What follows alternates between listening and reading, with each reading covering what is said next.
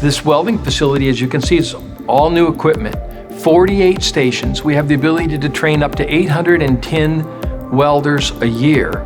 So here at this new training center, we'll support traditional welding and we'll support ship fitting. Regionally and nationally, there's a severe shortage of trained welders. So this is one of those crafts that if you learn it, your skills are immediately transferable to the workforce.